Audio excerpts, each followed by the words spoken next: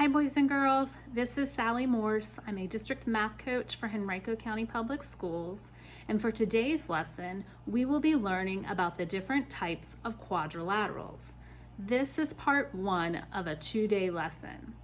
Our I can statements for today are: I can classify quadrilaterals by the number of pairs of parallel sides, and I can use geometric markings to denote parallel sides, congruent sides, and right angles.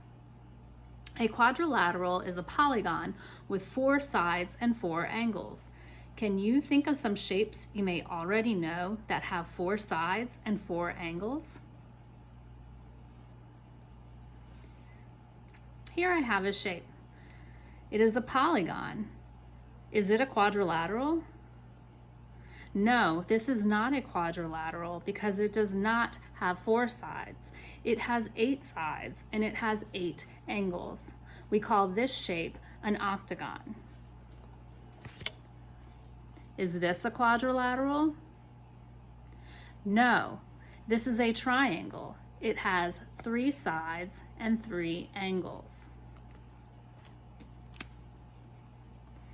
Is this a quadrilateral? Yes, this has 1, 2, 3, 4 sides and 1, 2, 3, 4 angles. Therefore, this is a quadrilateral.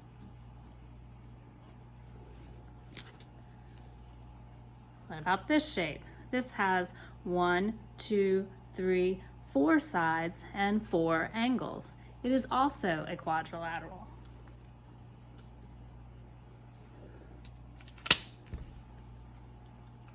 How about this shape? 4 sides and 4 angles. It is also a quadrilateral. We can classify or organize quadrilaterals by the pairs of parallel sides. Some quadrilaterals have no pairs of parallel sides, like this one. We simply call these quadrilaterals. Some quadrilaterals have exactly 1 pair of parallel sides, like this one. This side and this side are parallel. When they go on and on in both directions, they would never touch. They'd never have any points in common. We call these shapes quadrilaterals when they have exactly 1 pair of parallel sides.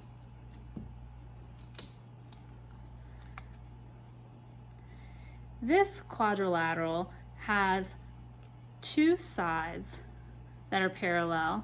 These opposite sides are parallel, and these sides that are opposite and parallel. A parallelogram has 2 pairs of parallel sides. This shape is a parallelogram. It's still a quadrilateral, but we can further define it by the number of pairs of parallel sides. Let's try some other shapes. What about this one? It's a quadrilateral because it has 4 sides and 4 angles, but it has no pairs of parallel sides. So this is simply a quadrilateral.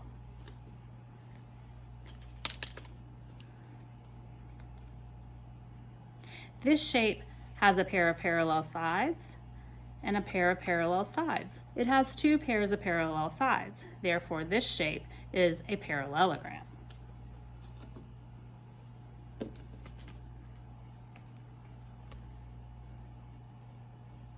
How many pairs of parallel sides does this quadrilateral have? It has 1 pair of parallel sides. Therefore, this shape is a trapezoid.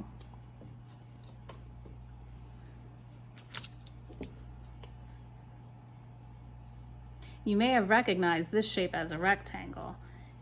It has 2 pairs of parallel sides. Therefore, this is a parallelogram.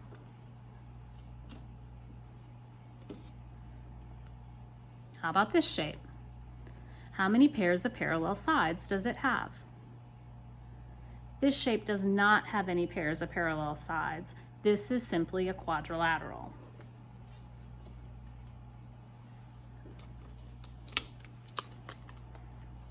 How about this shape?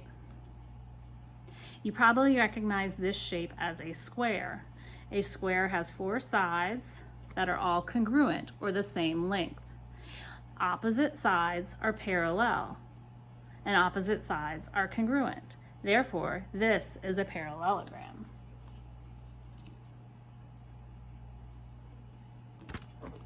We can use geometric markings to show parallel sides.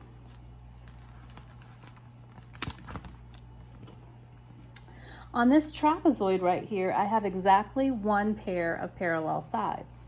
I can show that by these arrows. These arrows are the geometric marking that show that those sides are parallel. This shape right here is called a rhombus. This side and this side are both parallel, and this side are both parallel. I can show that they're parallel with these arrows as geometric markings. A rhombus, since it has two pairs of parallel sides, is also a parallelogram. Over here I have a square. I can also show my arrows to show parallel sides. And as many of you know, a square has all sides that are the same length.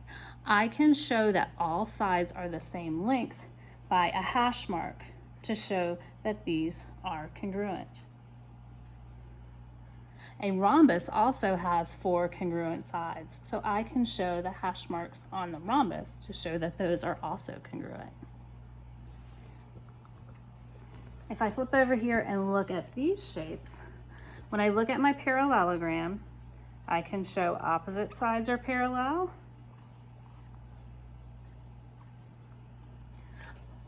Opposite sides are also congruent. This side is the same length as this side, and these two sides are also congruent. If I look at my rectangle, I can show parallel sides with my arrows, and I can show that opposite sides are congruent. This side is the same length as its opposite, and this side is the same length as its opposites. Notice I use one hash mark here to show that those two sides are congruent, and 2 hash marks here to show that these two sides are congruent. I can also draw a small square inside of the angle of my rectangle to show that these angles are also congruent. They're congruent because they're all right angles. I can check that these are right angles with an index card. When I slide my index card inside my angle here, notice how it fills the angle completely. This is a way I can check for a right angle. To review, a quadrilateral is a polygon with 4 sides and 4 angles. We can classify polygons by pairs of parallel sides. We can show that sides are parallel by using the geometric markings of arrows. We can also use hash marks to model congruent sides. And we can show right angles with a square inside of the angle. Today, we sorted by pairs of parallel sides. Now is your turn to practice sorting quadrilaterals by the number of pairs of parallel sides.